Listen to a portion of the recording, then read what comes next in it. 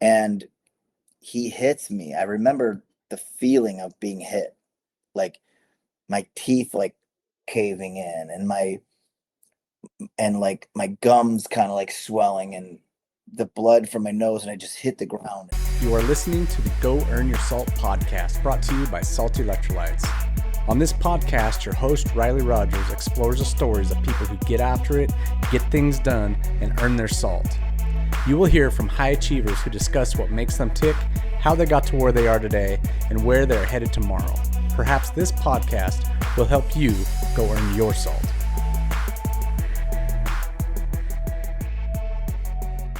Today we have my friend Jeff Curran on here. I am super jacked to be able to visit with you, Jeff. Jeff and I are both part of the jiu-jitsu world. So part of the Pedro Sauer Association, where we know each other from there, and have gotten a chance to visit here recently up in Park City at a jiu-jitsu event up there. And I invited Jeff on to the podcast at that point. Jeff has had a wild MMA career. He's a current school owner for a Jiu Jitsu Academy, and he has several other business ventures going. And so we wanted to have him on here because he's had a life of fitness. He's had a life of training and fighting, and then also he's a smart businessman. And so, Jeff, welcome to the show, my man. Thanks for having me. I'm glad we finally got this technology to work. Yeah, man. Well, tell us about yourself, dude. I brought up that you had a pretty high level MMA career, man, up in the tippy tops of that world, and tell us your story. Where'd you grow up, and what took you there? Oh man, I'll try to give the short version because it's still somewhat long. But I was born and raised in this little town just south of the Wisconsin border in Illinois called Wonder Lake. And it's just like a little lake town. There's an east side and a west side, and typical like little subdivisions. But so I had lots of friends with money that lived on the lake, and had all the toys. And then you had people like me who were one block in, which felt like the other side of the tracks, where we grew up poor and had no money, and there was a lot of like Section 8 type housing and a lot of alcohol and drugs that just kind of like ruled the town.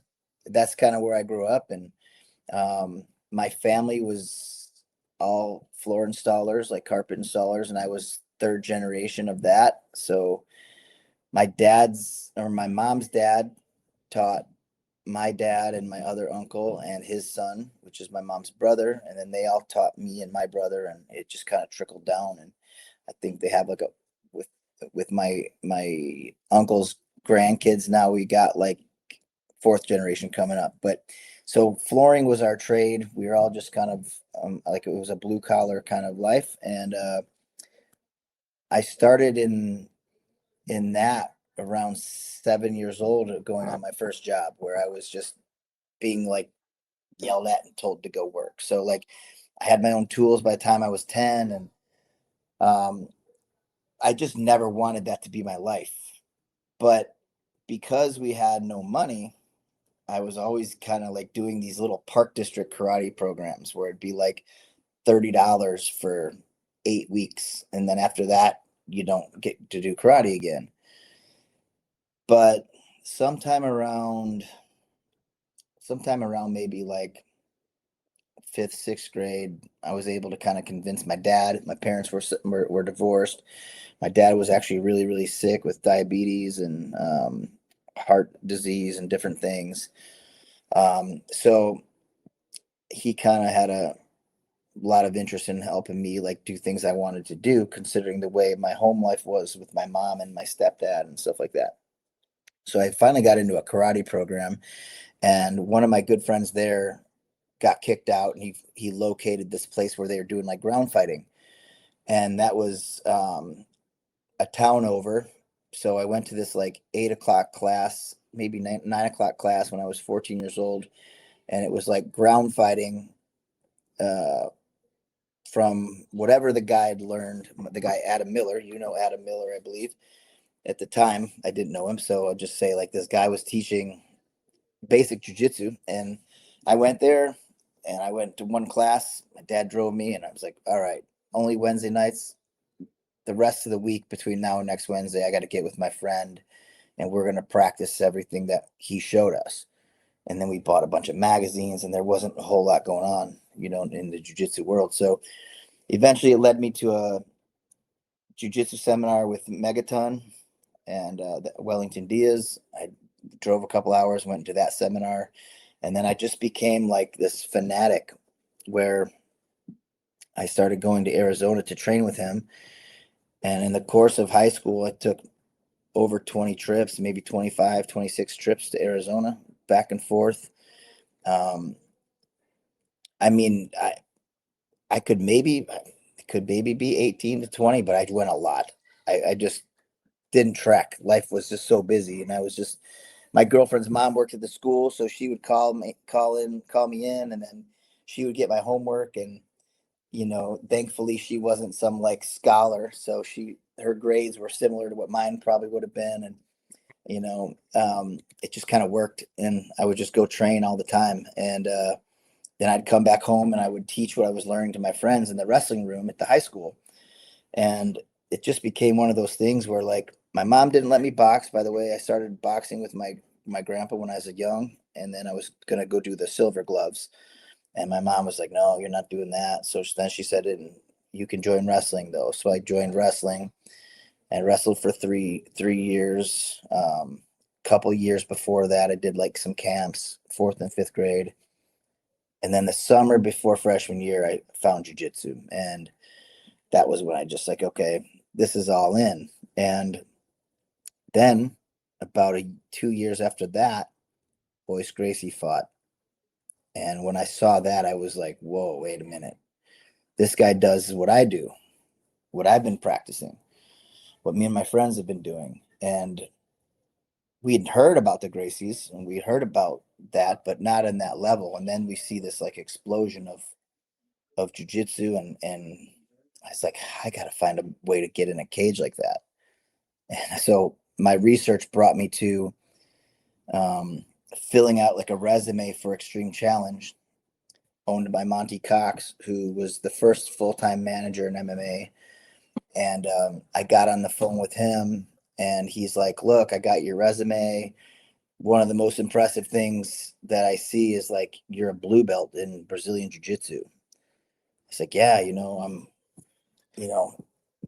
so that was when I don't know, I had to been, when I had that conversation with him, I probably didn't fight for about a year and a half later. But he said he's going to be putting together a little bit more of a show, and he was going to have an 8-man tournament. And eventually I did this 8-man tournament when after I turned 20. I turned 20 September, what would have been September of 1997, September 2nd, and I fought in November. And that was my first time ever getting in a ring or a cage for a competition. Like, even though I'd boxed a lot and I'd been in like a boxing ring to like spar a couple times, I was like, whoa.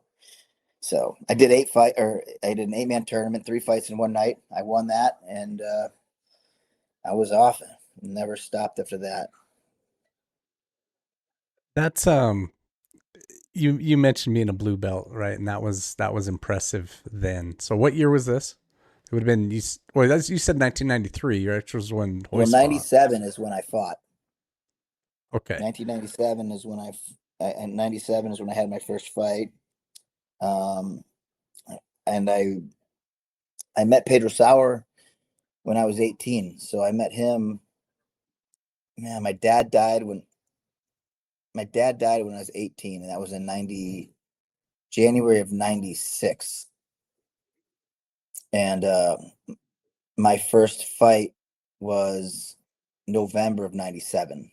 So about a year and a half later, and right after my dad passed away, I met Pedro Sauer, and I stopped training with the people I was training with, and which is a longer, more dragged out political story. So I don't want to get into that as much, but I just wasn't being taken care of at all. So I wanted to be under a black belt.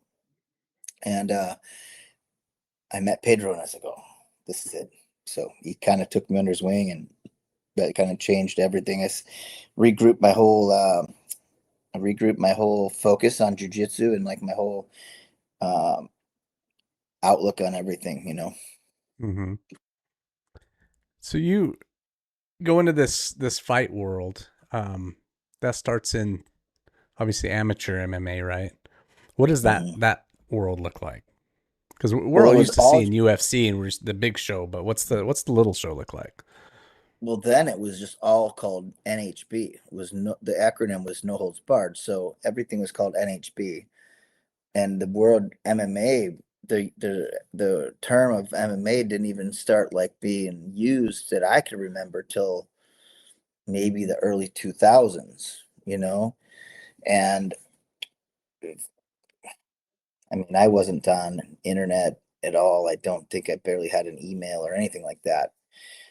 So it was just no holds barred, and you have to have a rules meeting every show so you can know whether you can wear gloves or not wear gloves. I remember one time the argument being about groin strikes. I'm like, come on, guys, like, you know, do you really want? Are you really gonna fight for that one?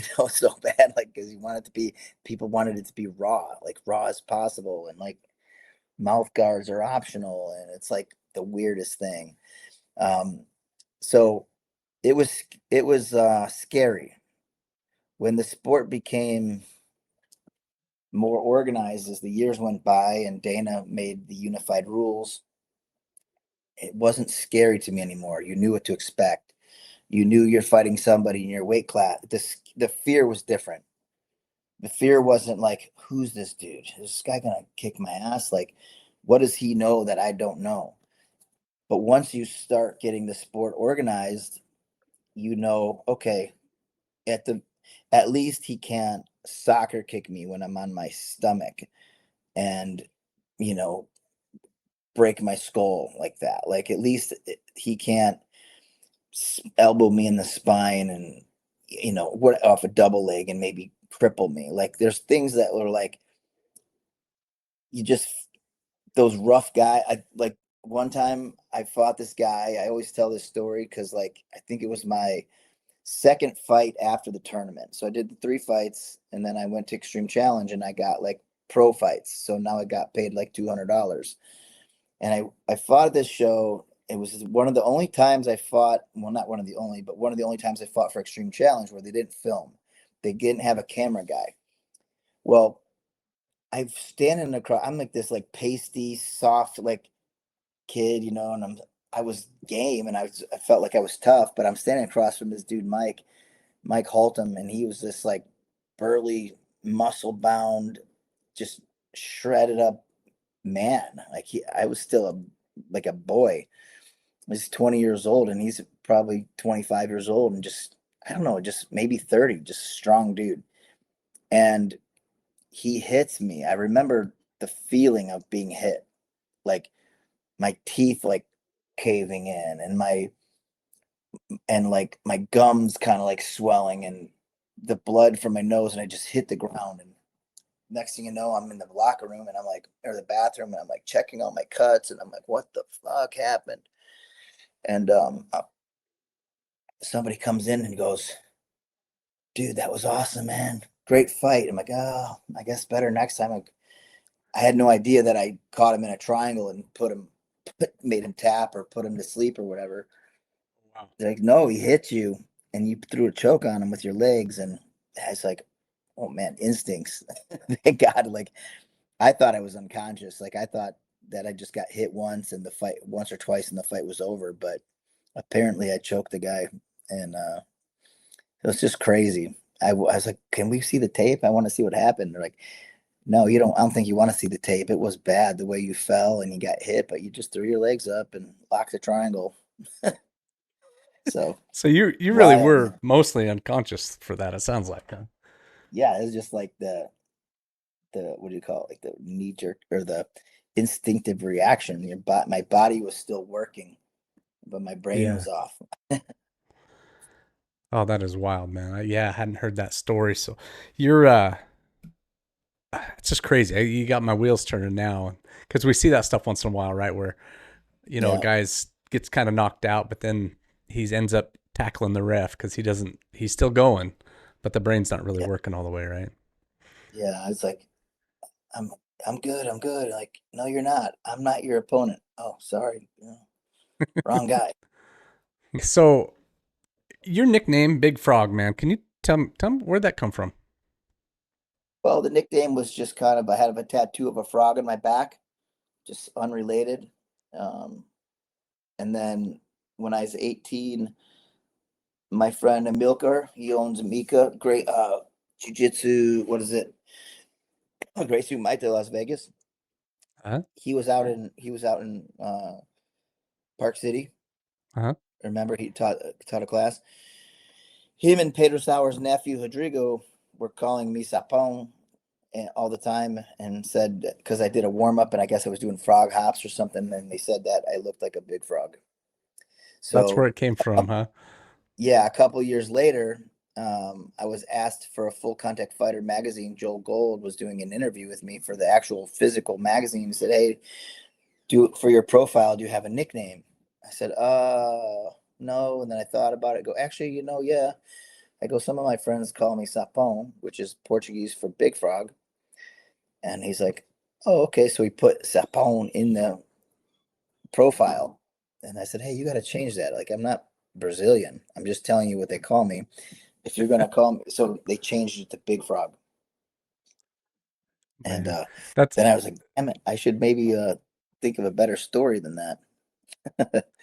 well, But it's the real I ha- story, right? that's I the love it. story. Yeah. But I have the tattoo on my back because when I was a kid growing up, we have a creek that runs from our lake through our town, and we spent a lot of time down there. I spent a lot of time down there catching frogs. So me and my friends, we would go because they're hard to catch. And so that's kind of the probably the better story is like they're just really hard to catch, and I feel like I'm hard to submit. So, like, but we would catch them, and we'd catch tadpoles, then we'd throw them in these aquariums and any kind of bin that we had in my one friend's garage. And at one point, I swear we had hundreds of frogs, and that garage would just be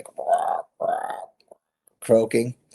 And his mom like, you guys got to get these goddamn frogs out of here. So we carry them back to the pond, and we drop them in this one pond.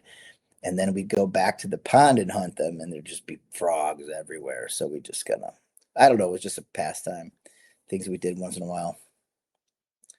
So that's why I have the It's frog pretty cool. tattoo, Well, which if that's led where to the the tattoo came from, different than yeah. the nickname. I just So, always I liked frogs. Yeah. yeah, Mika said he'd come on the podcast. We're gonna get that set up here pretty soon. So Oh, excited about cool. that. Yeah. Yeah.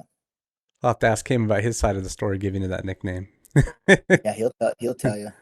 I remember the day they said it. I said, what are you guys calling me? He's like, oh, saying we look like a big frog. Love "Hmm, it. I love It's it. the So first. Pedro Sauer, when you met him just prior to starting fighting, is Mhm. that what you said? Yeah.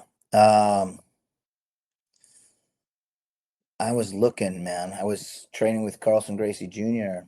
and I loved it. I loved training with Junior and Pedro and Daniel Viana.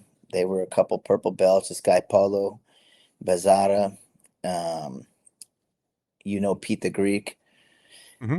I don't know if you've heard of Pete the Greek. I Pete have. Lessos. Pete had signed up, so now he was a part of the crew. This guy Carlos. Um, man, there's a good group. Nick Spacek, Jeff Neal. There's a whole group of guys. However, there was only one black belt, and that was Carlson Jr. So when Junior, one day I went and I said, and then there was this brown belt, Hey Diago. Hey is in California now. Hey is a black belt, obviously higher ranked than I am. He's got a good academy there, but Hay was like my mentor. I would go teach kids with him, and he would give me private class in exchange for the help. So I'd leave work early, drive an hour and a half down to the city, train, teach, and then I would come home at 10, 11 o'clock at night, wake up 5 in the morning, go back to laying carpet, and like just my rotation was like that. I drove a 1979 van that just kept breaking down. I had to put like gallons and gallons of antifreeze in it every day. And because they didn't have enough money to get a new radiator, couldn't take the time off to fix it, like all the things. So when one day I went in and Junior wasn't there. And I said, "Where is he?" And they said, "Oh, he's moved to Cincinnati or something, and we haven't been in touch." I was like, Wow. "What?" Okay. I think he moved with Pete. I don't know exactly, but they went to Cincinnati. And I was like, okay. So I went back and forth for, maybe a couple more weeks, not knowing is Junior coming back.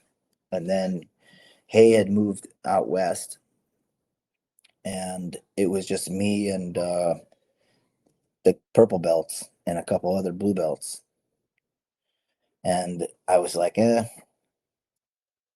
gonna I have to get on the lookout, because at that point I had experienced good black belts, and I knew like it's probably best I come up under a black belt, you know. So I started looking around for seminars, and in that process, I was also training in Jeet Kune Do with my friend Tom and this other guy Randy, and they said, "Hey, this guy Frank Cucci is coming to do a seminar in Chicago. He's a former Navy SEAL. He's certified in Jeet Kune Do under Dan Inosanto, and he's a Thai boxing guy under Sirchai Sirsu." And I'm like looking up all his credentials, like, oh, this is great, because me training to be a fighter, I need better Thai boxing and I need guidance. So I'm gonna go see this guy. So I went and did this Thai boxing seminar on a gym floor. So it said to wear tennis shoes.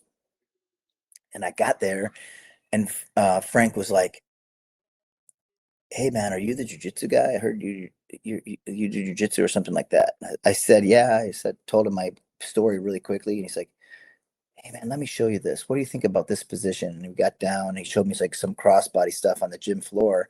And the seminar was being delayed because we were down on the mat, not on the mat, but on the hard floor, talking about moves. And I was like, "No, I like that," but I was also kind of critical, because I was like, "Oh, I trained with Megaton, and I put Megaton way up here." And then when I met Junior, I was like, "Oh," and then I trained with Junior, and I put them both way up. And he's like, "Hey man, you got to come out to Virginia Beach, and you got to meet the guy that I train under. He's a Hickson Gracie black belt. His name is and I had known who Hickson was at this point, and he trains under Hickson, who's one of Ayla Gracie's sons." And I was like, "Okay, yeah." His name's Pedro Sauer. So, man, I drove to Virginia Beach, and I was at the same hotel as Pedro. So Frank was like, "Hey, do you mind grabbing Pedro and bringing him to the?" And Pedro used to do like week-long seminars. They were not like weekend things. They were like, got there on Monday and he'd leave on Sunday. And that was Wow. kind of my first experience, as Pedro was teaching a lot of classes throughout the week, and I was able to do private classes with him every day. So I went and knocked on his door all excited, like, because I'd learned how to surf going to Virginia Beach. I was like, "Hey, want to go surf?" He's like, "No, but I'll go eat." I'm like, "I'll go eat lunch." I was like, "All right, let's go eat lunch." So we went to lunch, and he kind of started giving me some guidance, and we went to we went back to the gym, and we did a private class. And I told him I just wanted to roll. I wanted to see how I do against him. And he was just like, "That's an expensive hour, if you want to do it." Like, so we went about 5 minutes, and he just kept tapping me out with everything he could, and taunting me along the way, like, "Come on, what are you going to do now?" And he grabbed my collar, and then he armbarred me, and then he just caught me in all the basics. Every mistake you can make as a beginner, I made them, even though I was 3 years in, you know? So maybe more, maybe 4 years in at that point, almost 4 years. So that was it. I stopped and I said, "All right, teach me. I'm ready." Yeah. And he's like, "All right. First of all, when you're in somebody's guard, and he started giving me some specifics, and I did another private class to close out that trip. There were a couple more private classes to close out that trip, and then I started going on the road to Utah. And I started going on the road I'd go to Minnesota every so often, and I would go to Atlanta every so often, and then I would go to Virginia Beach all the time. And then I was planning to move there. So my plan was to move, but my dad had passed away. And although my parents were divorced, they became good friends again. And I had my little sister, and my brother had moved away. So I thought to myself, like, I remember crying, and I said, Professor, I can't move to Utah. I can't go, you know? And he's like, don't worry, stay back, take care of your family, just put some mats down and I'll endorse you. So I was like his third or fourth affiliate, something like that. And the rest is history. And he knew I wanted to fight. He strongly discouraged me from it all the time. He said I had nothing to prove, that the Gracies have already done that. But if you're going to do it, you have to know this. So he always talked to me in the frame of mind of fighting. Remember, if the guy's trying to hit you, you have to, you know, it wasn't just sporty stuff. It was all functional. And that was how I started going out and being successful, because here I am on my back where most people are getting pulverized. Even good jujitsu guys, supposedly good jujitsu guys, were getting beat up. But I was like, I know I'm going to be on my back, because the guys that are, especially in the Midwest, bro, they're all wrestling, right? And I wasn't going to catch up to them with my wrestling for a while. So I had to like assume I was going to spend a lot of time on my back.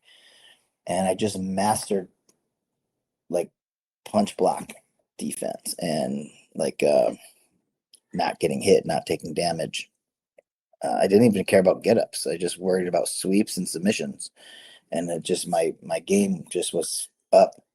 Because if I could do that when someone's trying to murder me from the top, then when I'm just grappling against guys, I can be as creative as I want and not have to worry about getting hit. It's like taking the donut off the bat, in a sense. You know, it's everything moved quicker. Everything moved like with ease.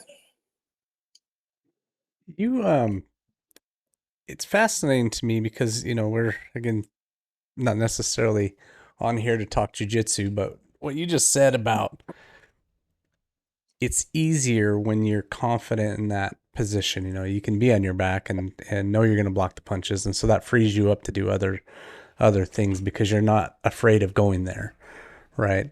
Is that you use that phrase "taking the donut off the bat," which is funny because I haven't even thought about those little weighted donuts you stick on the bat and swing extra Right. weight, and then when you take it off, you can swing faster. I haven't thought about those in a long time, but you know, just in the world that we live in, there's so many times we go into something where we're hesitant because we're afraid of something, right? And so we're kind of a little gingerly about going into it. But man, when you just carry more weight, you do hard things on a regular basis, all these things tend to be easier. For sure. I mean, that's Yeah. how business is, right? That's where, like, I don't know, I was talking with one of my friends, and it's like, you know, they're maybe more 9 to 5, or they're getting into their own space, having their own business. And they're just like, unless you're selling, like when you're not selling a product, when you don't like, hey, here's this for that, or a service where you're going in like I did, and I laid carpet and I put down floors, and they give you money in exchange for your service. Like when you start creating business out of the thin air, and you start creating a living out of that, like you're going, oh, people, they want to learn this. I remember starting my jujitsu school at 19 years old, and my rent was $350 a month, and I was charging like $60 a month to train, and I got up to almost 120 students before I went like, okay, if I want to do this, it's pretty easy. But for now, I'm going to close down my kids program. And I just literally on a Saturday afternoon just put a sign on my door and said, hey, everybody, I only, you know, as all you guys know, I'm trying to fight, and it takes a lot of energy from me. So I'm done teaching kids. I only want to train people who are serious and want to work really hard. here's my address. The mats will be in my garage Monday at 6 o'clock. And a whole bunch of people, 40, 50 people show up at my house. Business owners, I want to talk to you for a second. Do you have a retail space inside your location? If so, I want you to think about something. Your customers are buying electrolytes. You know that, right? The problem is they're not buying them from you. Well, Salty Electrolytes can help fix that with their wholesale program. They can bring these sales to you in-house so that your customers get the electrolytes they love from the company they love, you. All you have to do is head over to goearnyoursalt.com and scroll to the bottom of the page and click Apply for Wholesale. Do it now before you forget. I know your type, I'm one of you. Once again, that's goearnyoursalt.com. The link is at the bottom of the homepage. There will also be a link in the description on this video. And now, my friends, go earn your salt. I was like, okay, well, we're training here. And then everybody just left their gis in my house and on my porch and on my railing on my staircase inside. And there's jiu-jitsu VHS tapes everywhere, and everybody just kind of sat around watching old fights and instructionals. And it's like, we weren't wild people. We were just into jiu-jitsu, and I had got so many people to like catch this bug. But back to that, like, business is like, I know, okay, now I don't have any overhead. Now I got 30, 40 students, paying whatever they were paying, 65, 85 bucks a month by then. And then I lived with a couple of my students who were blue belts, and they were, basically a rank behind me because I'd been training them since I started training. I was just pursuing it more. And so they would cover classes, and I would get on a plane and I would go. And I would work as much as I could when I was home, and I would get on a plane and I would go train. And then I would learn and I would train, I would compete, and I would fly home, and then I would teach class. I'd go back to work, I'd save more money. And eventually somebody was like, hey, one of my students was like, can we have a conversation? Where can we talk? I'm like, come in my room. So me and this guy Chad, this big guy, we sit down on my bed. I'm like, what's up, bro? We're in my bedroom.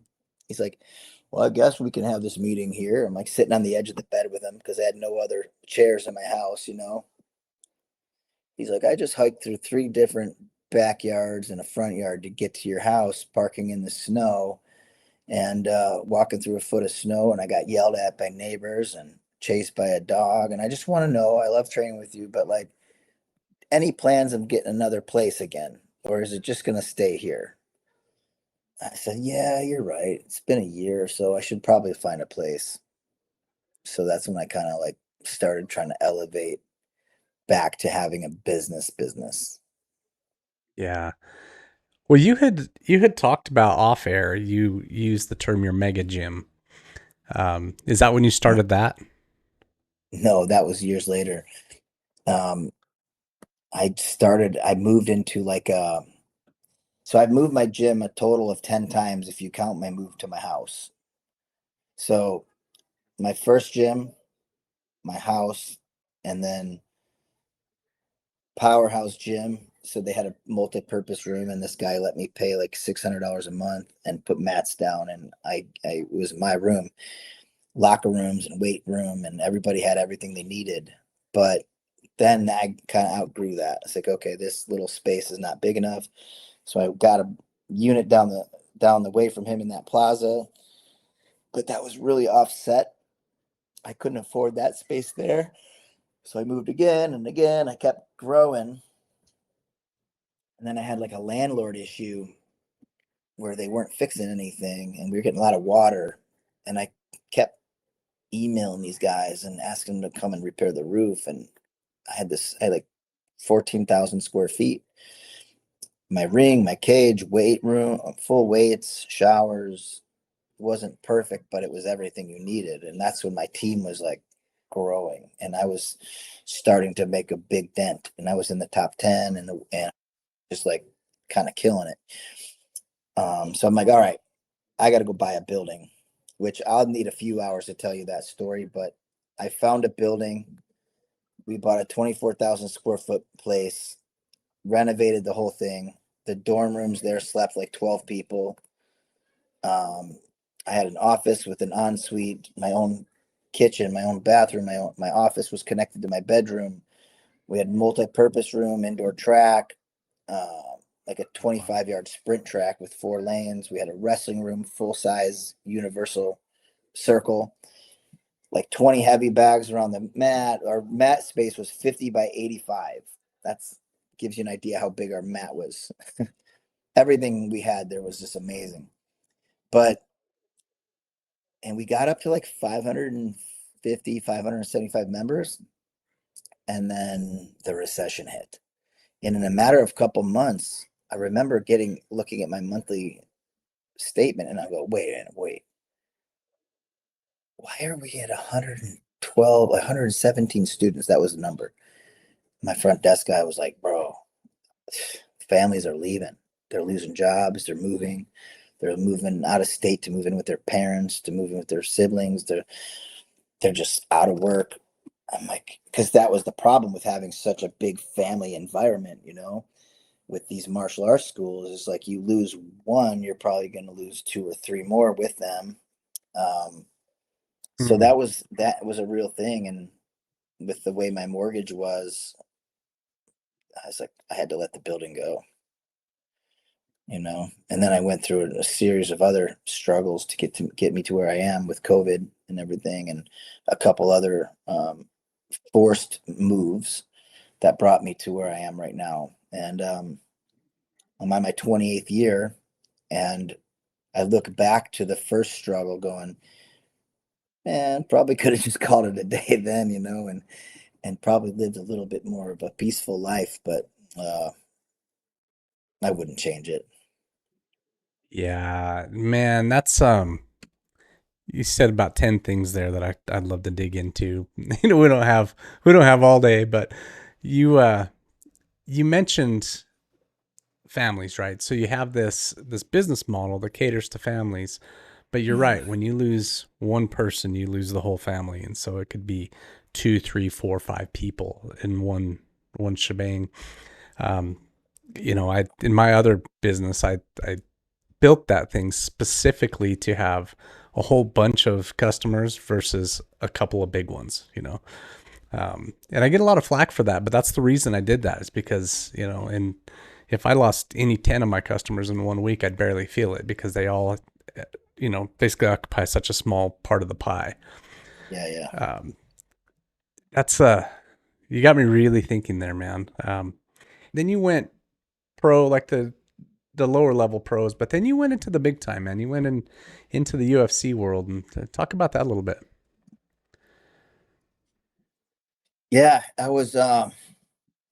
I never wanted to fight in the 19 and a half years, to be technical. I feel like it was long. Like, I started training for my first fight. From the time I started training till the time I had my first fight, it was 20 years, but start to finish fight wise, it was 19 and a half. All I ever wanted to do is fight people that were going to give me like the respect that's going to get me to the next respectful fight. And later that became like, of course I wanted money, but I wanted the big fight. I wanted the fight that was going to make the world go, man, he's legit. He's not just faking it, or whatever. So I had I was on this like mission, and it was like, I would call my manager literally every day, and I like, Monty, I'm like, anything? He's just like, I'm talking to this guy, in Montreal. There's this guy and that guy. I'm like, well, why? Which one do you think? He said, well, this is the easier fight, and I think you should do it. I said, no, I want that fight. I want the other one. Like, get me the one, in Montreal. Get me the one here or there. And I would press. I didn't just wait for the call. I just pressed. I pressed on, and I was very aggressive with getting fights. And then I got a call one day, and I was like, hey, did you hear the news? And I was like, no, what news? Like, you're in the top 10. you're like the first American in the top 10 as a featherweight or something like that. Oh, wow. And I was like, that's an odd stat. I didn't even know there was rankings. Like he's like, oh no, there's rankings. There's world rankings and there's sure dog rankings. You're in the top 10 in both of them. And everyone else was Brazilian. I shouldn't say that. There was Cole Escovedo, but Cole was kind of they put him down as like Native American. Obviously American, born here before our ancestors came here. But like I was the first like white kid, right? I was the first white kid basically on in the top 10. And everyone was Brazilian, everybody was Japanese. So I said, how do I look this up? And he told me about like a website, and I went to Sherdog and I went to like MMA Underground, like, and I started looking, and I'm like, oh wow. And I'm like, well, I want to fight one of those guys that are ahead of me. Why am I fighting guy? I don't want to fight anybody that's below me. He's like, well, they're signed with Shudo and they're signed with these other shows. And I'm like, well, whatever we got to do to get those shows. If this guy's in King of the Cage, then I'll fight for King of the Cage and fight whoever they want me to fight to get that fight with that guy. So it became this like obsession where I wasn't settling. I was always anxious, and it very much just consumed me. And the harder the fight or the bigger the show or the bigger stage, the more obsessed I became with like finding the next guy. And it'd be like, well, just to want to let you know, like they got Dan Henderson on that card, so they're not paying anybody else. They're paying him or whatever. And I'm like, I don't care what I'm getting paid. I want to just fight on that card or whatever the case might be. So it was wild because I didn't know there was rankings, and then I found out. And then once I found out, then that became like my strategy. Like, what can I do to fight the best guys? I'm not here to fake this. I want to be recognized as one of the bigger guys. And then on top of that, I had fighters that were under me now with my gym. Like with within three within probably 3 or 4 months of my first fight, one of my students had their first fight where I was a coach. And I was now on the other side going, hey, trust me, don't be nervous. I know you're going to be nervous. Trying to give my opinions on what to do, even though I was not that experienced. I was getting all my experience firsthand as well. But although like I had my good friend Tom behind me,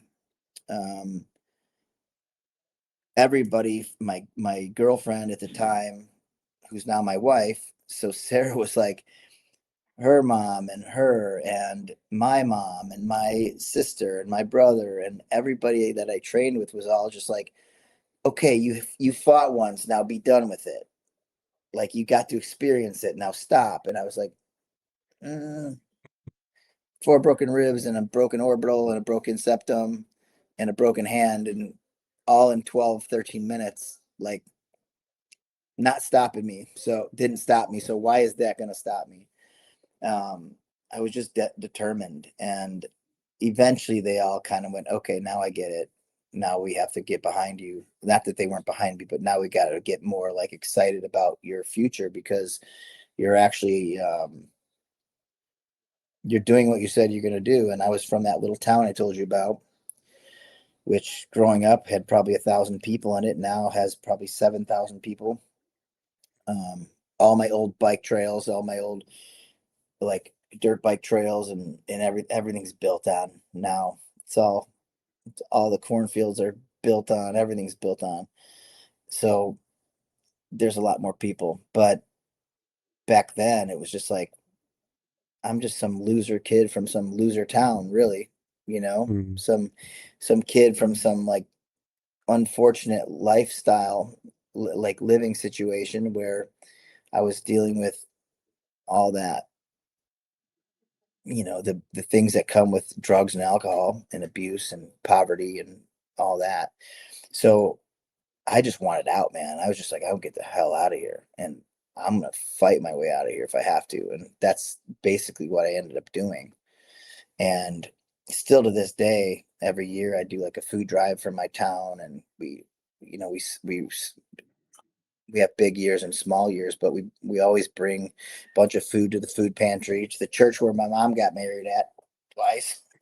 you know, that little town where it's like, I'm gonna bring it to the church and drop it off at the food pantry, and like, go there once or twice a year for whatever reason. I go back to my town. It's only like 20 minutes away, but it's a whole nother world when you drive into it. And it's just like, there's a lot of money there now, and people are trying to build it up, and I feel like being a part of it. But at the same time, I worked so hard to get out of there, you know and that was my motivation. It was to not end up like my parents. um, my dad died when I was 18. My stepdad was pretty much a piece of shit. They eventually got divorced. My mom went through her struggles, and everyone's okay now, minus my dad and my sister's dad. My stepdad, he's not doing well, but he lives downstate, so I don't ever see him, and we're all just kind of doing our best. But yeah, I just wanted out, man. So I was willing to fight anybody, anywhere, and at any time. And um, I would double, triple book fights. I'd be like, okay, I'm fighting May, June, and July. Don't tell the promoters, because Yeah. I could get hurt in May and not be able to do the next two, but I would book them. I was very active, 6 to 8 times a year. Sometimes I was fighting. So I just racked them up. And then when I was so ready to sign, like talking about the big shows, um, Uriah Faber had this television show out, like this TV show out, which was like Warrior Nation or something like that, where he was on one of the episodes. And I was like, who is this fucking guy? It was so like, why are these guys from the West? I was so jealous, chip on my shoulder, whatever you call it. Like, why are these guys from out West getting all these opportunities when I'm like doing the same shit here and I'm like going nowhere? And Jens Pulver, right? Yeah. Little Evil. So Jens was managed by my manager. And when it came to lightweight fighters, he was priority. He was signed first, and he fought in the UFC, and he knocked out John Lewis, and he ended up winning the title. And then he ended up fighting BJ, and he fought all the big names. And so Jens was this like brand that I was like up against, even with my own manager, trying to get my shot. And I'd be like, dude, I'll fight Jens any day of the week. And I'd get all like, no, it's not that, like, it's just Jens is here, you're there. And like, he kind of made me feel like I was second to him. And I never felt that. And it wasn't the case. But that was the competition that was like driving me. It was like, I'm not getting any opportunity. So I started pressing, like, I want to fight this kid, Uriah Faber. I wanted that fight. I wanted to see what happens when I go against a kid like this. And I was fighting in Pride, and my fight in Pride, my fight contract with Pride was like 3 fights or whatever. And then Zuffa bought Pride, UFC bought Pride, closed it, fired 250 people. I think they bought it for like 65 million or some big number. Small number compared to what the UFC sold for, but that's, to me, what they did. Unless it was they bought it for 250 million and fired 65 people, but I think it's the other way around. And I was like, okay, well, now what? So now they own my contract. And because I was not a lightweight and they didn't have featherweight, then I ended up in the WEC. Mm. And we had to push for that a little bit, but we made sure that I wasn't just going to be like, oh, released. Like, why would you release me? I'm doing all these things. So they kept me, and I went to the WEC, and I won my first fight there. And then I went and fought Uriah for the title, and it was supposed to be like the biggest moment of my life. And that was probably the one that shaped, spiraled me downward for the rest of my career was the choices I made after that fight. Although I had good moments and good fights after that, I did not have the level of success I had leading into it. So that was kind of the thing. It was like I finally got to where I needed to be, and it's like I started getting to the point where I couldn't buy myself a win, you know. But didn't stop me. Kept going. Jeff, when you say choices you made after that fight, what are you referring to? Well, reckless. That's a time in your life where you're going, all right, you got, in my eyes, I lost this huge fight. So I thought that the ramifications for that were going to be just as monumental as the success that would have came with the win. Not knowing that, like, okay, you both go here and you fight for a title. You win, you go here. I thought if you lose, you go here out of the picture. Really, if you win, you go here. If you lose, you go here. But in my mind, I didn't know that. So they said, the WEC matchmaker Sean Shelby was like, hey, you know, got this guy. He's gonna be. I think I think after that fight with Uriah, you know, you should. And he gave me options for fights. I said, no. Who do you have your eye on for being the next challenger for Uriah? Well, we got this guy, Mike. I'm drawing a blank now. American Top Team. Mike Brown. Sorry, Mikey. So, dude, I was like losing my mind. So Mike Brown was the champion in Bodog at 55, and he had just signed with the WEC to fight at 45. And I was like, well, get me him. And they're like, you don't need to fight him. Like he's gonna fight, and then he's gonna fight. He's gonna come in and he'll fight somebody, and then if he wins, you'll get Uriah. You'll fight somebody, and if you win, you'll get the winner of that. And it was kind of like it wasn't like for anybody watching that follows the UFC. They don't sit down and go, here's our plan with you, and we're gonna do all these things. It's all like subtle and like, well, we can't promise you that. But what I can say is like the winner of that fight's going to need somebody to fight. You know, like it's always like hidden. So we knew from communicating with them, and my manager especially knew, was like, dude, look, you beat him, I'll get you that fight. You know, we'll press and get that fight. So I was like, I just want to bypass this rebuilding stage while he's training and while he's getting ready to come to the UFC. Let me welcome him to the WEC. And remember, UFC owned WEC, so it was all the same staff, all the same process. Meanwhile, I'm cornering my fighters in the UFC, so like I'm playing both sides. Um, it was pretty wild though, but what I meant by the derailing me is like, or spiraling downward, is that I was so obsessed, and then when I lost that fight, I was like, no fucking way, I got to fight this guy, Mike Brown. So I pressed and I got that fight, and then I lost a close decision to that fight. My boxing coach was so mad at me because I was winning the stand up and I took a shot on him that put me on the bottom. And as a grappler, like he took me down, I wanted to try to take him down. It was a bad shot.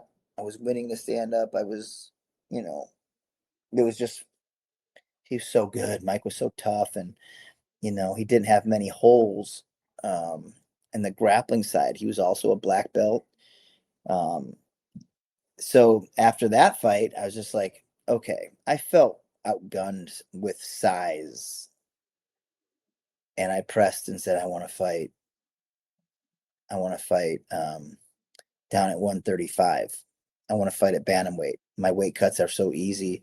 I feel so small out there sometimes with these guys. And I had just watched Jose Aldo just made his debut too, and the WEC that night. And I was like, I walked by him. I'm like, holy shit, he's a monster compared to me. You know, big feet, big hands, big traps, taller. I'm like, why was it? And I, in my mind, I was looking for something like, what is the reason?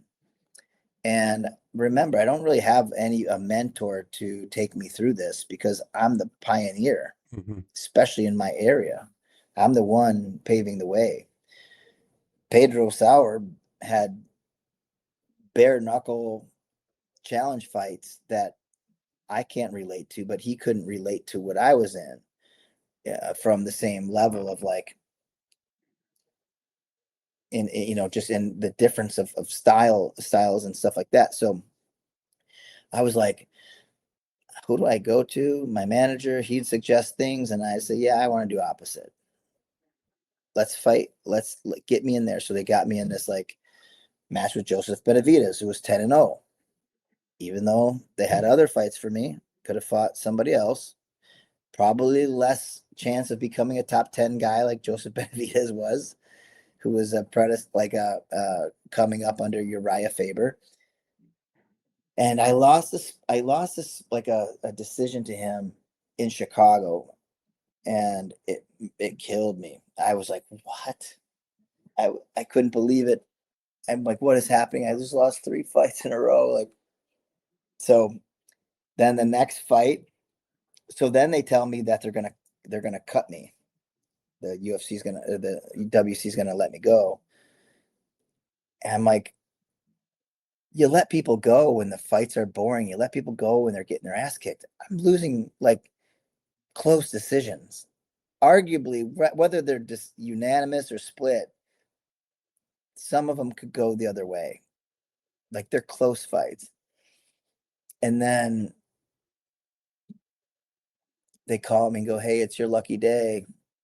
We're going to put you against Takeya Mizugaki, who just arguably beat Miguel Torres, who's the champ, when they were in Chicago. And the loser basically walks. I was like, do it. So I went all in on that one, wound like a top for 4 months, and then I went out and lost a split decision in a fight that I clearly won. Like, and I just like I got done and I ran over the cage and I yelled to the matchmaker and I said, that's how winning's done. I was all amped up. And then they raised his hand. I was like, what? So it was just this like downward thing. And then, so I got dropped. I got cut from them. And man, it was a long journey. I can tell you like minute by minute how it went, but like I basically ended up fighting 5 more fights and getting called back to the UFC. And when I got called back to the UFC, I was given the same choices: an entry level UFC fight on a prelim or a top 10 spot on the main card. Which one? So, UFC 137 pay-per-view, BJ Penn, GSP, I want on the main card. I want to fight GSP. I want to fight Scott Jorgensen. I don't want to fight the no-name guy nobody knows that's just coming to the UFC. I could fight him at another show down the street. Why would I want to fight him in the UFC? So, and then I lost that decision, and I was just like, God damn it, what is going on? But I know what was going on physically in my life then. I had I had a grade 2 shoulder separation, and I broke tore ligaments in both of my hands and a broken bone in this one. I had back-to-back surgeries. I could barely grab a barbell. I couldn't spar hard. I had a plate that I had removed from my arm from a broken bone, so I couldn't take impact. So my training was all altered, and it was hard. I couldn't get like those grinding rounds. So it just began this like I said, this spiral, man. Like I said, I could talk about it all night long, but It's ultimately it's interesting just, as I'm hearing you, because I know sometimes I've heard Dave Ramsey talk a lot. I listen to his podcast, and he'll say this thing every once in a while where he says, when we have momentum, we think we're better than we are. But when things are going the other way, when we get hit and we're walking with a limp a little bit, we think we're worse than we are. There's like this, the momentum really helps us kind of build, but then you have a setback and it's almost like you start feeling like a failure, even though, like you said, you're winning by or losing by close decisions. You're still competing with the best guys in the world, but you're in narrow misses, but it still feels terrible, right?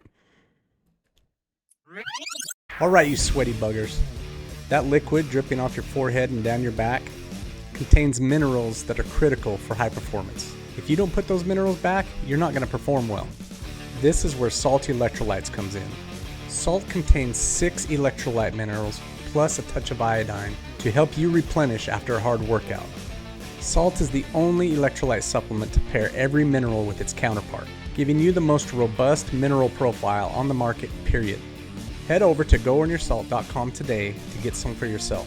Use the code GOEARNYOURSALT to get 15% off your first order. And now, my friends, go earn your salt.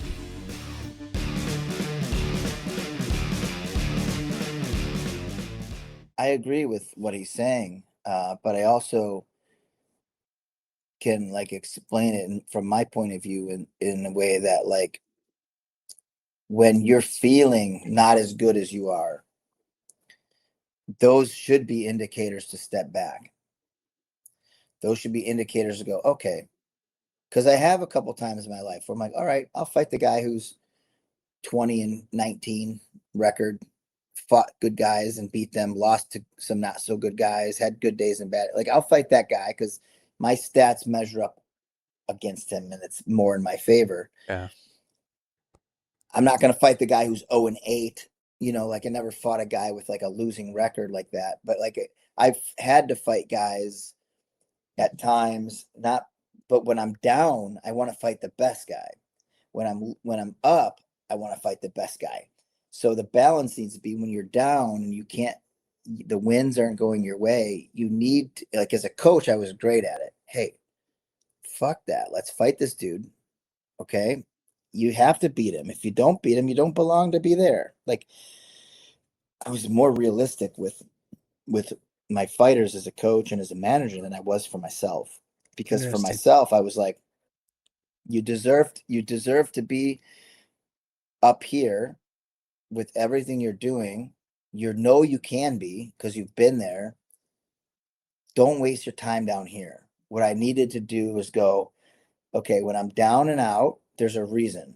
Dial back, regroup, strengthen, and fix the things you can fix, and come back stronger. And the times in my remember, I had a pretty long career. Undocumented are a lot of them, but over 100 fights. I think the number I came up with is 107, so 105, somewhere in there. And some of them were modified rules and pancration style things, but to me, they were all fights. I was in a ring, I was in a cage, I was throwing punches, I was trying to submit them. But I had a lot of things where a lot of time in those 20 years where I did dial back. I did dial back and go regroup. And that's what I took to business, because my business was, business is tough. I know the problem. We need to buy a $2 million building. That's 24,000 square feet and have a $16,000 mortgage and hire 10 people. And we have to go as big as possible. That's the problem. When the right choice would have been, that's one of my, I don't even think that was a bad choice. It became a bad choice when the economy shifted, but it was a little reckless for where I was because I didn't have money to back it. I couldn't stoke the fire in a sense, and I think our careers, regardless of business or professional or your professional life or even your personal life, but from an athlete standpoint or from a fighter standpoint, sometimes you just got to go, hey, I have to get a win. I lost at the time I was like number 2 or 3 in the world when this happened. And I ended up losing 7 things in a row. I lost in the course of like a year's time. I couldn't win. I lost to Kid Yamamoto and Matt Serra, 2 big MMA fights, which were like, oh yeah, but dude, it's Matt Serra. Yeah, I know. I wanted to beat him. I know, Kid Yamamoto, but I wanted to beat him. I lost 3 amateur boxing fights by decision because I fought tall, long, experienced guys who had probably 150 amateurs, 100 plus, and I was on maybe match 10. I was not feeling any pressure from them. I felt like I was outboxing them, but they were throwing flurries, and that's what amateur boxing is.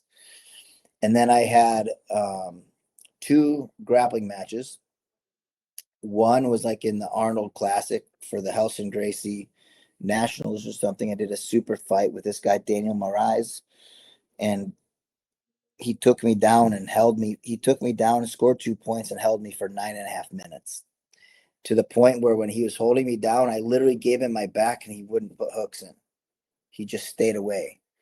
Like he just literally stalled. And I was like, okay, whatever. And then I fought this guy, John Stutzman, in a Naga super fight, who I beat in the finals as purple belts at the Gracie Nationals. I submitted him. And now he's a black belt. I'm a black belt. And we did a super fight. We did 10 minutes, 0-0. And then we go into overtime and he reversed a takedown about 3-4 minutes in. And I was about, they gave him his 2 points, and that was a sudden death scoring. So, and they weren't big. Like, I didn't feel like defeated. I felt like, man, like, what am I missing to not go that little extra? And I called my manager and I said, Monty, we had this idea. Oh, and then I did a tag team fight in Japan, MMA style, and Wow. that's when I got my arm broken and I got this plate put in. I was like paralyzed. I could barely it affected me for many, many years till I had it removed because my nerve got wrapped around it, my ulnar nerve. Well, so I'm going off nothing but defeat for a year, maybe a little more. Great contest, but defeat. And I had the idea that, like, hey, I got to build my team up. I can't do it because there's no shows. Like, I'm going to start a show. So I came up with this concept of the XFO and the Extreme Fighting Organization. And he said, let's do it. So we started promoting. And I said, for XFO 1, I'll fight a main event, but I want to fight somebody good. And he's like, dude, have you learned nothing? We'll get it. We got to get a guy that's good because you're in the top 10, but you don't need to fight a guy who's in the top 15. You can fight a guy who wants to fight a guy in the top 10 and deserves it because he's done well. So he kind of coached me through it. I'm like, let me know who you find. And he's like, oh, I got this kid, Dan Swift. He's he won the Golden Gloves as a boxer or something like that. Does jujitsu. He's a brown belt or a purple belt. And he had a big record. He had like 50 fights, 40 fights, lots of experience. He had good wins. I'm like, all right, well, he's been submitted and he hasn't knocked a lot of guys out. I feel like it's a good match. I'm going to be fighting in front of my town. And I had like 3-4 guys fight that night. Right. So I go out and I beat on him for two rounds because I was always playing guard. So I made it my thing to be on top. And I just hammered him and bloodied him up. And then he shot in on me in the 3rd round and I triangled him. And I was like, I could not contain myself. I ran down to the locker room to celebrate and to be with my team. And they were already at the bar. They all went like, yeah, Jeff won. We did our thing in the ring, and I'm like, I start heading down. I'm talking. I get down to the locker room. I'm taking my gloves off, and I'm by myself. And I'm like, where is everybody? And this wasn't like cell phones back then, like where you're texting everything, you know? So I just sat in that locker room and I cried. I probably cried for 30 minutes, like happiness, but also just like, I finally broke the streak.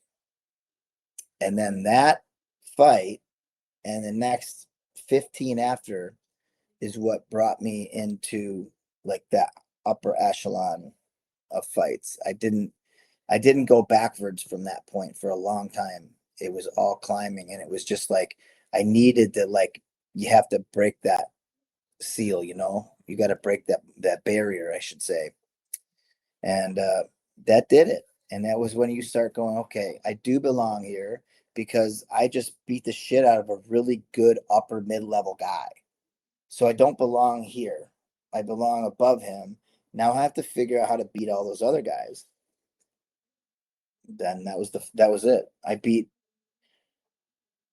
multiple black belts that were undefeated. Antonio Carvalho was 9-0. Wagner Fabiano, he was less of a MMA experience, but a jiu-jitsu champion, and he was 4-0. Um,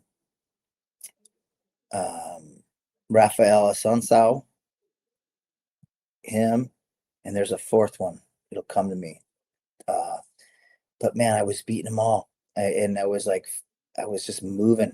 I was moving through it, and it clicked.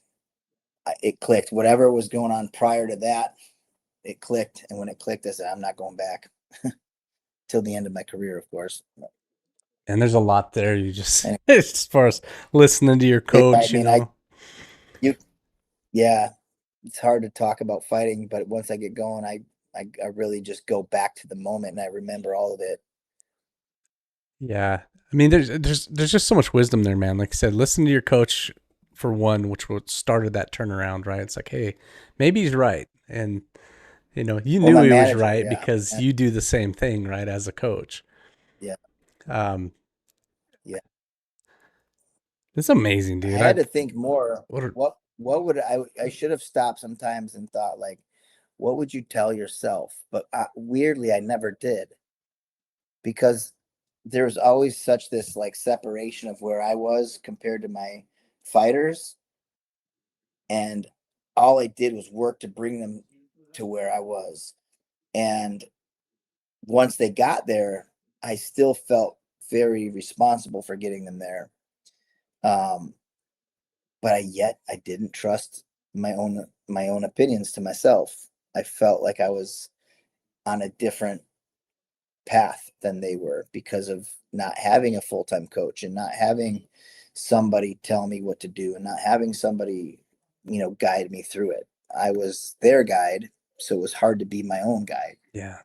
So I would sometimes just be like, okay, I have to regroup and get myself back on the line with those guys. But all in all, it was a hard thing to give up, um, fighting, but for the best because it's very consuming.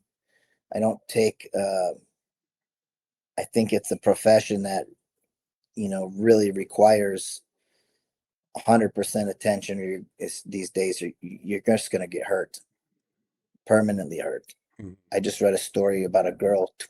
She's been boxing for 2 months and she died after sparring. She took she's like a 19-year-old girl or something like that. Decided to take up boxing. Her coach had her spar. She took some hits. They kept pushing her. She was like, I'm out clean. You know, it's like, I'm out clean. I should zip it up. But You know, do you talk about that coaching role, man? Do you keep somebody in that position in your business life? Do you have somebody there that can counsel you and talk you up the ledge when you're down?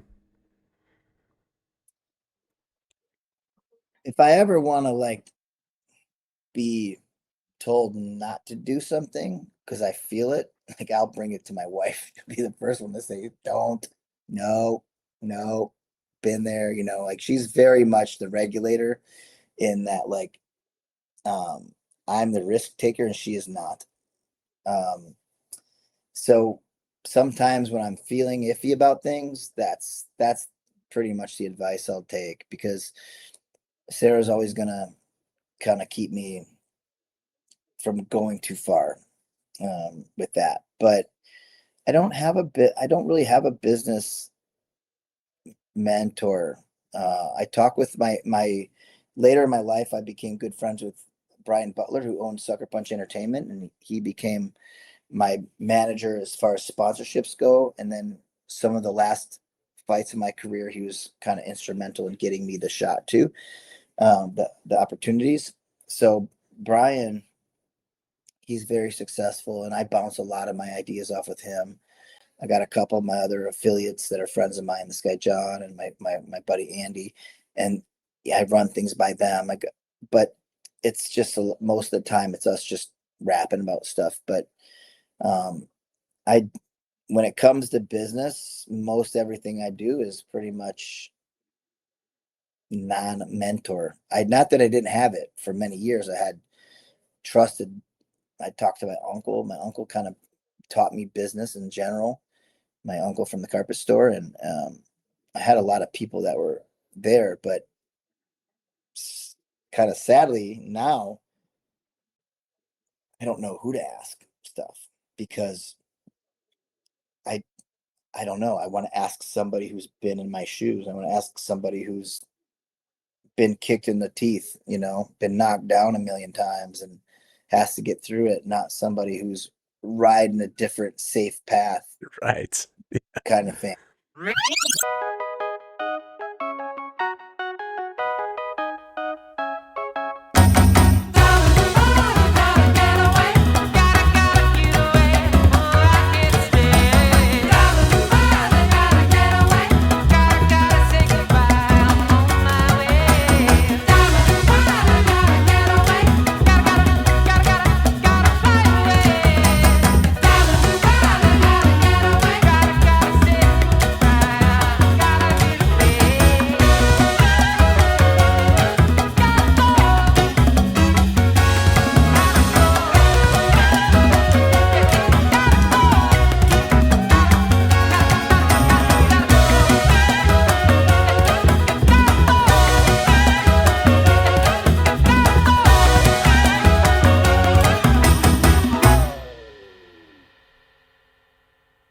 I it's different. So I end up being more of the kind of like I was as a coach. I end up being more of the advice giver than the advice receiver. And I'm okay with that. I just internalize and I process things, and maybe watch a podcast or something and get inspired about something that gives me direction away from maybe the path that I was on or something. But Yeah. Business is a I wild don't read ride books, sometimes, man. man. It is. Unfortunately, I can't get past a chapter or two on a book, so I listen to books. But even then, I get something out of it that I like, and I shut it off because I don't want to forget it. Like Second bookmark. I'll Let's, end let's here. hold that thought. Yeah, come back to this if I ever need that again. Well, let's I want you to talk about, Jeff, because you've got a few things going. You own a school, but more than a school, you own an association. You've got your own association, which means multiple schools that look to you for mentorship and training. You also run, which is fairly recent, the Jeff Curran Invitational Tournament, which I watched that, by the way. I was on there live. That was amazing. Those were good fights. And then you travel a ton doing seminars. You're teaching all around the country and probably other countries too, I'd assume. Talk about just juggling all that, man, because that's a load. How do you handle it? Well, thankfully, I've just always multitasked, and I've been traveling for jiu-jitsu since I was 14 years old. So traveling is nothing new to me. I try to anything less than 14 or 15 hours, I drive. If it's 15 or plus, I make the decision whether I'm going to fly. And the reason for that is I try to get more work along the way, because I feel like sometimes, I can multiply my opportunities to work and make money and spread jujitsu in a week than if I just fly out for one seminar for 3-4 days. I reach more people. So this tour concept has become a thing that I'm pretty privy to. I like to, and then when I drive, I process. I think a lot. I make calls. I say, hey, well, I guess calls these days are like this. You're just talking, but the universal sign to We make a got you. call. Yeah. But not hang loose. But so I multitask because I don't do well in idle state. Lately I've been waking up a lot at like 3:30 in the morning, and I cannot go back to bed. And then about 4 in the morning, I'll check my phone, and then I really can't go back to bed. And I'm like, oh, the guy from Gracie Magazine just wrote me. I got to write him back. Oh, the person about my rash guards from Vietnam emailed me, so I'll email her back. So I end up communicating with people overseas when I'm up at late hours. So I like being busy. I like being busy to the point where when it's time for bed, I'm just done. I crash out. Because if I feel unfulfilled in a day, I like toss and turn in my head, feeling really guilty. Like, what could I have done? Why didn't I get that done today? Like, and it's just a weird thing with me. But I think it's a trait that's allowed me to be successful in a self-employed lifestyle. And I built such a good staff that like I could probably live out of state and come here once a month, and this place would run without a hitch, as long as I was running the books and stuff like that. But I enjoy jujitsu, but I also get burned out from it. I'm 34 years in, and I've had to teach. Fortunately and unfortunately, I've had to teach it since I started it. I've had to show everybody that's in my life what I'm learning every day for me to retain it and to spread it. So I've never not been a teacher. So sometimes I'm just like, man, I don't feel like giving today. And I don't think that's a bad thing. I got all these other guys here that want to. So I'll say, hey, I'm going to take 2 days off and work in my house and get some stuff done. And I'll pop in and I'll see everybody, but I'm going to stay home. And it's okay now. Whereas like back in the day, it's like, what? Jeff's not here. I got a big fight coming up, all these things. So the pressure's different now because I'm not bringing that into my life. My association kind of runs itself. My buddy Andy, Andy Bryant, he helps me a little bit on like the billing side of things. And I think like, I don't know, 9, 10 affiliates. And these guys are also loyal and so appreciative of my time. I could probably make a business plan to have 100 affiliates like Pedro Sauer, but he grew that over time organically. And I feel like there's still a lot of work for me to be done with Pedro Sauer's association. So I don't need to grow mine. I actually can grow mine within his association by mentoring people that come into the association without leadership and they're, and on the mat and things like that. So, going back to the beginning, we were talking about, Pedro Sauer, like, I don't want a job from him, but I will always have his back and I'll always be pushing to make sure his association is successful. And, should there come a time where that it's essential that I step in, that's a different story. But I hope we're many years away from that, while he's still here, I'm just supporting him, man, as my teacher. So I wear a lot of hats. Look at that. Literally and figuratively. Nothing but hats in my life, but it's like I said, it keeps me busy. And my invitational has got my attention now. This idea of jiu-jitsu being connected to all of this trash talk, all of this frat boy mentality. You see Craig Jones snorting cocaine on the toilet and Oh then my walking gosh. out and drinking tequila. And then you see Chael Sonnen walking out on whatever it was, 3 days notice, and he gets on the mic and he starts talking shit. And it's just stupid to me. It's like, that's not happening in an NFL, True. right? You look at sports, you can't be unsportsmanlike. You get fined, penalized, you lose you lose gain for your team.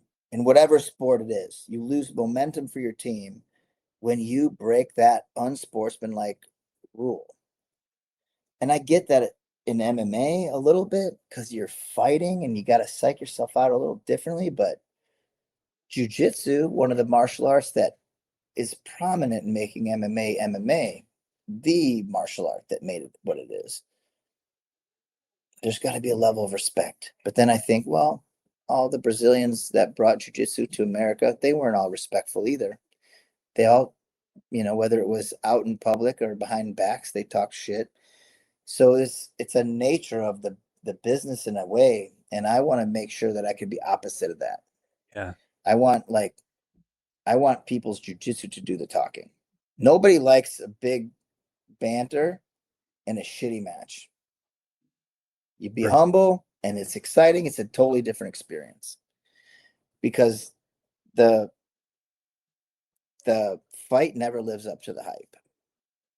Rarely ever does a fight live up to the hype. So let's not sell something that we aren't. Let's just sell good technical jiu-jitsu. Everyone's aggressive, looking for submissions, and I know that goes against some of the philosophies of jiu-jitsu, but if you want jiu-jitsu to spread to millions and millions and millions and be a spectator sport, a spectator martial art, it's got to be exciting. We got to find a rule set that allows people to come out and they go, okay, I better step it up. And that's what my rule set does with the JCI. But man, we have, I think in our first 30 days after our show, we had over 750,000 impressions between all of our social and interactions and stuff like that. It's still on the uptick. And Well, now with the that next was one number coming one, up, right? that was number one. Yeah. That was starting from 0 followers everywhere. Right. Like I think I started the Instagram page a couple months before, and we got up to like 400 or 500 followers because I asked my followers to follow it. And then now we're over 1,000, but the impressions is up. Everyone's liking, sharing, I got some good stuff in the works. I got some advertisements. I got some stories coming out, some interviews and articles I'm doing with different big websites like Gracie Magazine and BJJ Eastern Europe. And, they're getting behind it. And I'm like, look, this is not a regional thing. I'm just holding it in my town so I don't have to travel. The event itself, Yeah. I will travel when it's time to do that, when it's time to shift up the market. But what's cool about the UFC, and I think that promoters should learn from them. Instead, that they just want to have the lights and the excitement of the UFC. But really what makes the UFC cool is like they don't go, oh, we're good. Every once in a while, like Poirier's retirement fight, okay, have that in New Orleans. But they're not doing it for ticket sales. You know what I mean? They're selling tickets in Europe without even having a European fighter on the card. They're selling out at Etihad Arena this weekend for the Aspinall show without having anybody from Abu Dhabi on the card. I mean, they might have a guy, but it's not the focus of the show. It's not like, hey, we got to make the whole main card. And that's what I had to do with the XFO a lot when I promoted MMA. It was like, you know, the expense with the athletic commission was through the roof. So you have to be very instrumental in that. You got to sell all these tickets. Well, I've got good sponsorship behind my show. And yes, I want to sell tickets, and yet, but I'm not trying to do 10,000 people, 20,000 people in an arena. If I could do 500 and everybody gets to come see some matches, and 300 of them are local people watching the people they're fans of, or their family of, then so be it. But I want the production value to be there. You know, I want the world to see it. So that's why, you know, I'm pressing with the bigger sites to go, hey, this is not, I got media in my local area. You know, I got like the paper doing stuff on it, Oh, right? It nice. looks good, and it's out there. And I got local press because I think it's good for all the gyms involved, and it's good for the local sponsors and all that, and it sells the tickets. But man, I want this to be a world stage. And it wasn't my original plan. My original plan was to appease my kids and do one show and have fun with it. And then as I got working on, I'm like, this is why I don't do things. They're like, why? I says, because now I'm in. Now I'm gonna try to make it as big as we can. And but I am learning my lesson. By big, I'm not gonna go rent out the to 12,000 seat arena down in the closer to the city. I'm gonna stay local. I'm gonna stay small, but I'm gonna make the production worldwide big. You know, I think that's me learning that lesson that I didn't learn when I was fighting. You don't have to go to the top right away. You know, we can make our statement little by little. So that's what we're doing. Little base hits, couple big ones, and seems to be going well. Base hits. That's a good term for what you just said. I think that's a. We're not going for the grand slam. We're going for a base hit. Let's just make progress. Boom, boom, boom. Hey, has all that talk about salty electrolytes made you wonder what all the fuss is about? Have you thought that maybe one day you'd like to try that stuff?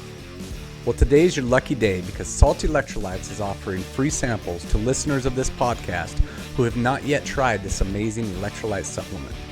All you have to do is head on over to goearnyoursalt.com and use the code PODSAMPLE at checkout to receive your free sample kit. There will also be a link in the description of this podcast. And now, let's get back to the show. And think about 3 base hits, you know, even a walk, a layup once in a while, just going, yeah, you know what? I'll take it. I got to get on base for my team. I got to be successful for my staff. I got to be successful for my family. I got to be successful for the people who rely on me. Mm-hmm. It can't just be me. And when I was fighting, it was that. It was like, what do I want? It wasn't like, yeah, but man, wouldn't it be nice to double your money and win the fight rather than just go put everything on red, you know, and throw down everything on one hand. So the base hits concept is like walks, base hits, baseball. It's a strategy. If you can just get on base, man, you get on base, got no outs, walk someone else, walk a run, get some momentum. Oh, now you got your cleanup hitter coming up. Mm-hmm. All right, no outs, swing for the fences. Now we got 3 batters to try to knock in all you guys, you know, and that's more of how I think now, you know, and going through my career, I didn't think like that very often. I only thought like that for my fighters. And some of them were more successful than I was at certain things, you know, because I didn't have somebody dialing me back.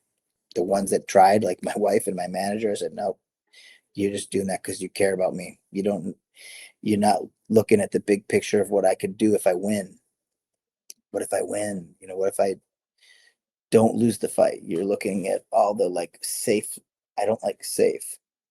Now I'm learning to like safe. Starting to learn how to like safe. Well, it's safe-ish, right? Yeah. Self-defense. I'm finally learning it. There you go. Protect Punch block. yourself from my financial offense that happens to you. Yeah. Oh man, you dropped some golden nuggets there, Jeff. Can we switch gears a little Oh bit? I've got man. some finish up questions, some lighter stuff Yeah, to yeah. talk about. Um, Jeff, when you hear the Go in Your Salt podcast, do you hear that term, Go in Your Salt? What does it mean to you? To me, it earns, or to me, it means like I kind of had this thing. It's funny, unrelated to your product, of course, but I had a thing where, like, when I was in my cheat weeks during fighting, like, okay, if I'm gonna go out and have a beer, for every beer I had, I ran a mile. You know what I mean? That was me earning my salt. Like, if I want to have, if I want to have fun, I better like work my ass off for it, and kind of to your point of your product's tagline, like, man, you got to go put in the work, and then you can reward yourself with the hydration and all the things that make your body recover and get ready for the next time you go work hard, you know? And but I use the analogy with like eating and drinking, because when you're a weight cut sport, you're binging a lot. You're going, okay, I got 2 weeks. I'm gonna go to this restaurant, I'm gonna go to that restaurant, I'm gonna go to that party. Okay, cool. I actually get to go to a wedding. That'll be fun. I can eat and drink and things like that. But when I'm in that frame of mind that I'm still a fighter, I can't go a day without waking up and going, if I'm going to do that over again, I got to go kill myself today. I got to run. I got to put in the work. So, in a very weird, indirect way, I kind of relate it to that. Like, you, you're going to you're going to drink and absorb this product and these electrolytes. So, go make it count. Go bust your ass and work hard, because we got your back. You know what I mean? Yeah. You're gonna be replenished, and you should do that. And I did it a lot out of guilt because I wanted to enjoy 2 weeks off, and but yeah, that's kind of how I see it. I don't know how accurate that is to your vision with your quote, but um, that's how I see it. That's really interesting. It's funny because I will get people to message me once in a while, and they're just like, "Hey, is it okay to drink this if I haven't worked out?" It's basically what you're saying. Can I drink it if I haven't earned it? It's like, yeah, you can. It's not Yeah, like it's you can't, but there's because other things in life this where is that's a different, healthy right? choice. Yeah, it's a healthy choice. You can. The point is, like, now go make room for it, That's right. right? That's Go right. make room. Go put in the work, because we can replenish you. And that's so true, because I remember getting I would go get like a lot of blood work done and try to keep an eye on my things, and I'd be like, you're you're sodium deficient. I'm like, well, all I do is sweat all day. Like, what do you want me to do? I'm like, well, marathon runners get it a lot, and they'd be like, you could maybe eat some pretzels or have some soup, or you can drink a Coke and all these things. And it's just like, there wasn't like that whole idea of what you have with the salt. It's just like, just put it in your water and get it there with all the right way, without all the extra calories, without all the extra bullshit. Um, you know, so I'm glad it's going good for you, man. I mean, hopefully it's on the uptick for you and doing what it's supposed to do. And I know people here that buy it love it. I hope you can get me some more samples for the retreat Yeah, yeah. I want to talk to you coming up about in that February. here after we're done. But Jeff, what's your favorite pastime outside of the jujitsu world? Hmm. Man, I just like being with my family. I like being with my kids, and man, I don't know. These days, I don't have much downtime, and when I do, I'm pretty much relaxing. I don't have a lot of outside hobbies that I do. Um, yeah, it's kind of sad. I used to play hockey, so that even after retiring from like regular or organized hockey. I still played men's leagues and summer leagues and nighttime leagues and stuff, but now I don't play hockey anymore. Um, I work on my businesses. I work on things. I watch TV.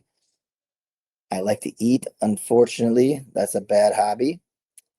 Dave Porter always says he's a foodie with a jujitsu problem or something like that. um, it's kind of me. Jeez, man. I don't have many hobbies. I like to travel. I do like to be on the move a lot.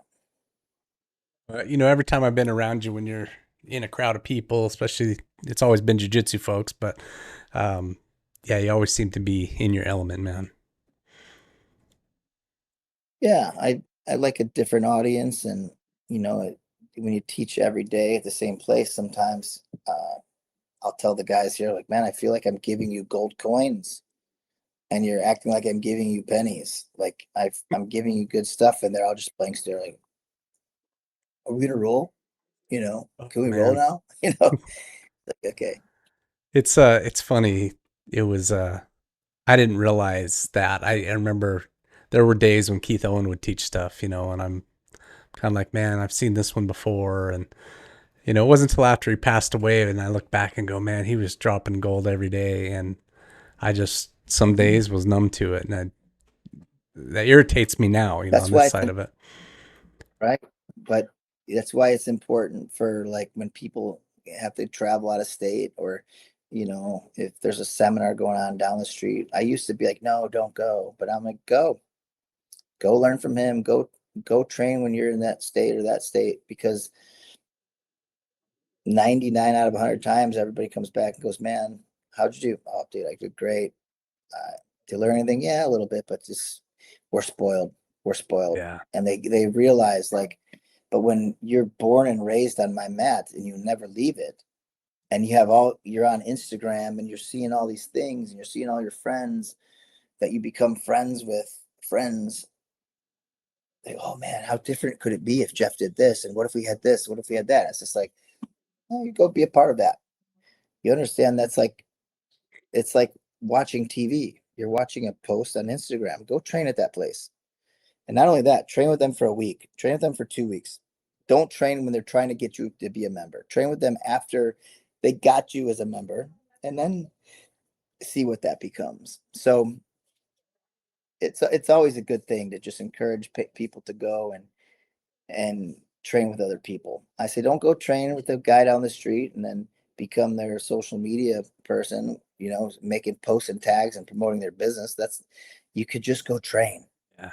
And be a body for them, and they can be a body for you, and let it be what it is. You don't have to make it a whole thing, because then you are messing with business and it's a different story. But there's a lot of people out there who poach, Oh, yeah. and sometimes they win, sometimes they get the guy or get the girl. And I've just been learned to go, let it go find your way, and we'll be here should you realize it was the bad move. Yeah. Yeah. Yeah. It's always a contention in any business right there is that customer contention there. So, um, favorite band? Oh man, I'm into country music. um the two people I listen to the most, I wouldn't know if they're my ultimate favorite, because I kind of drift back and forth. But for the longest time was Garth Brooks. But since his music is so hard to come by digitally, it's sometimes out of sight, out of mind. But Kenny Chesney and Jimmy Buffett, that's more my style. Nice. I Morgan Wallen, but I listen to those two, man, like, oh, my wife's like, change it. Okay, you mentioned Oh, you're a okay. foodie with a jujitsu problem. What's favorite food? I just love Asian food. I love Thai food. I love Chinese food, Japanese food, um, sushi, anything with rice, really. And second to that would be Mexican. It's nothing specific, but genre wise, that's where I'm at. Yeah, I hear you there, man. I think I'm in the same boat. I might flip those two, but yeah, yeah, I hear you. Um, Scariest moment of your life? Hmm. Man, I've had a number of scary moments, but when I was 17, I was working all night, all day, all night, trying to earn money to go to the first world championships in 96. And I was going to, it was the winter and I was saving up money.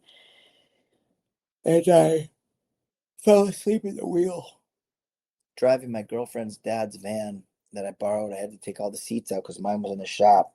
And I crashed about 50 miles an hour into a tree with no seatbelt. I was hanging my head out the window to get some air to keep me awake. It's like 4 in the morning. And I saw the tree come. And granted, that was like a knockout. You don't remember. I wake up, but I had broken forearms and my ankle was broken and I had cuts everywhere and I had carpet glue on me and I had to climb through the glass and I fell like 10 feet because there's like a ditch and there's a ditch and the truck was like this. So I fell like all the way down. There's only one way out and I climbed up into the road with my elbows up this ditch. And I remember thinking, I'm gonna fucking die here.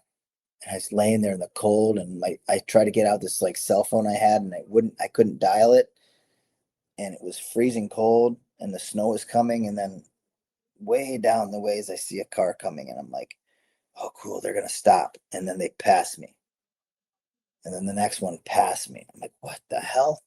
I'm laying in the side of the road, and people are driving right by me. That was scary. Mm. And then this guy pulled me into his Camaro. I said, I'm pouring blood. I guess I had 15. They said I had 15,000 fractures to my face, Oh my like goodness. spider fracture. My whole skull was fractured. I like whacked the steering wheel like this. So everything broke.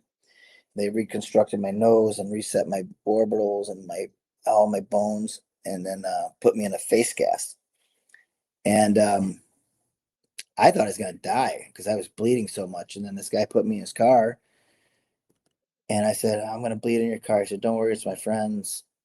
And they dropped me off at my girlfriend's door and rang the doorbell and left. And we have no idea who took me home. So I Wow. always felt like it was an angel, like a guardian angel.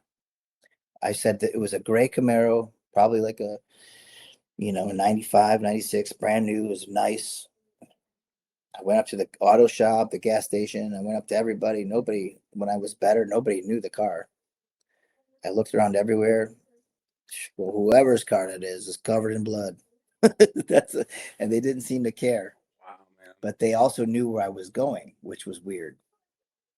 Unless Really? I was somewhere phased out and told them, but I remember just passing out and waking up like in the entryway of their house, and they said that somebody rang the doorbell and I was laying on the front step. So wild times, but that was a pretty scary moment for sure. I've had other short moments where there's like you're freaked out for a second, you know, things like that, but not Wow. worth getting into. That is wild, man. Jeff, what's the best advice you've ever been given? Mm,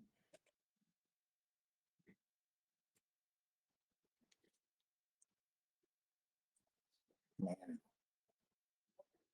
My dad told me when I was seventh grade and he picked me up from my friend's house and he'd known I was drinking. And it was like the first night I'd ever tried drinking. And I didn't drink after that till I was 21.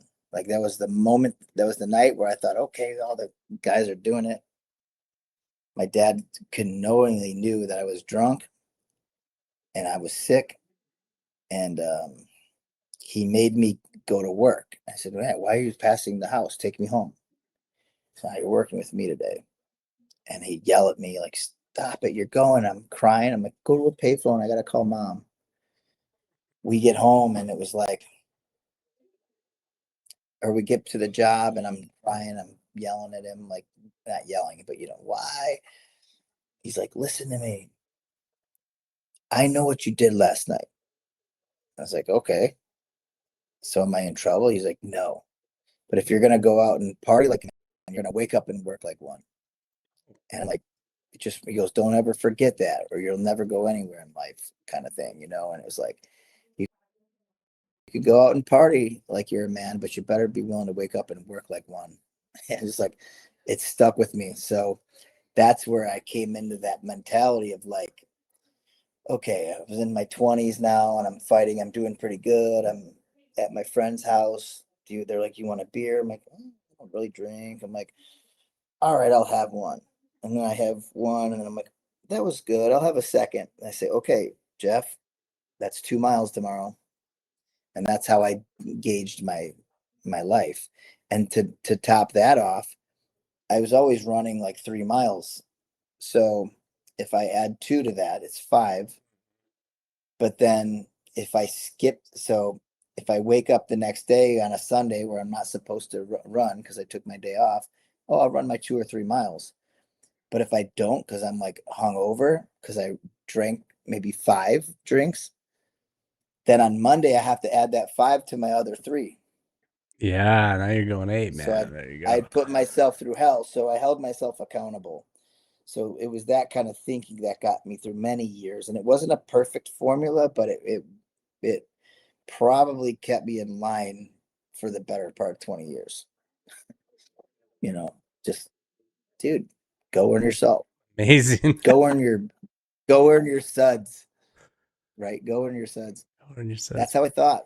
And I also was guilty, man. I was like, dude, I'll never make weight if I don't stay ahead of this. Like, I know I'm not in camp, but like in 2 weeks, I could put on weight if I'm not careful. So I was just so like, I might as well have been a model the way I live my life. I just felt like, oh, I can't eat that. I can't look at that. I'll have that. But if I'm going to eat that, I'm going to have to go work out. And man, it was no way to live.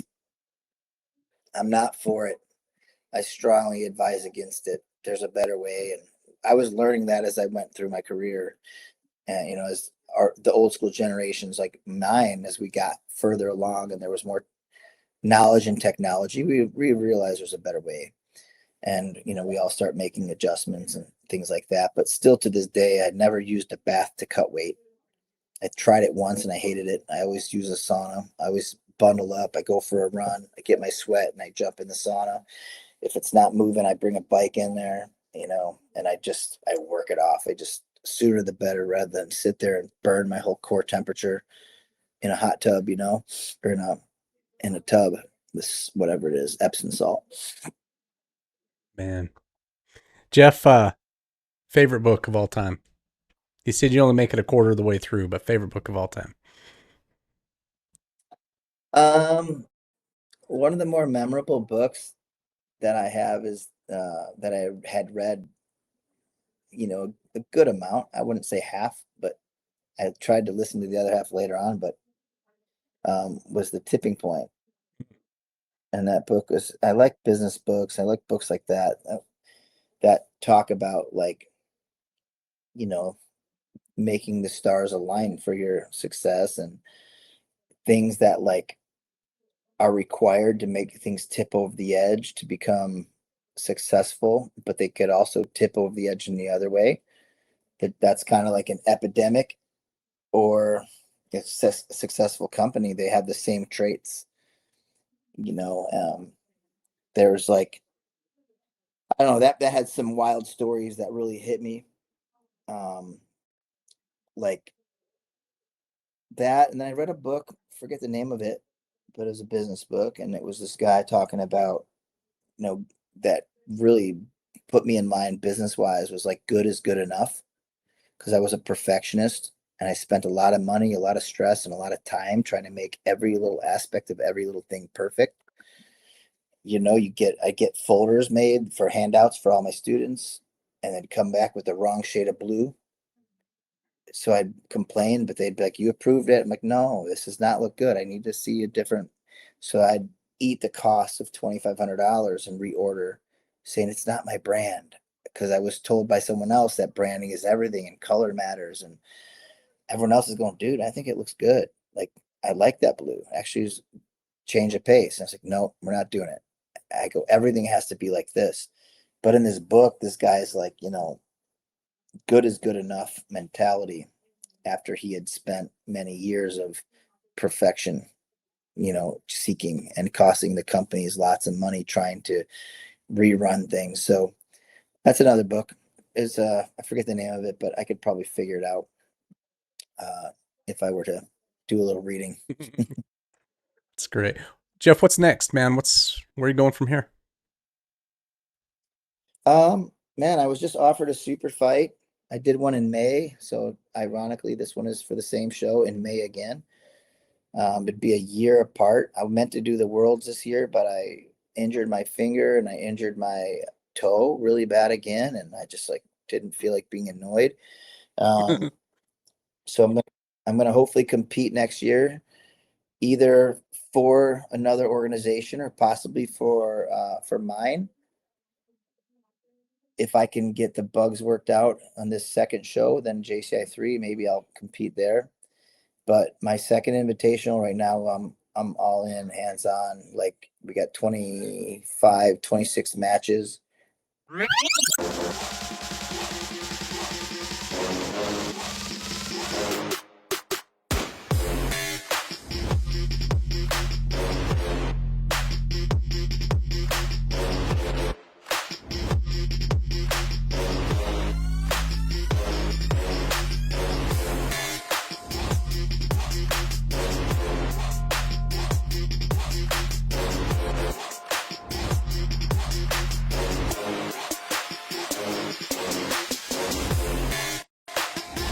I've got such good sponsorship support.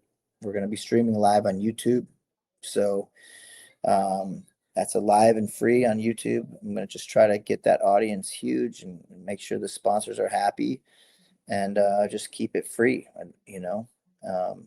That's my goal, is to build that and crown some more champions and create my database that's going to help me with my ranking system and the whole deal.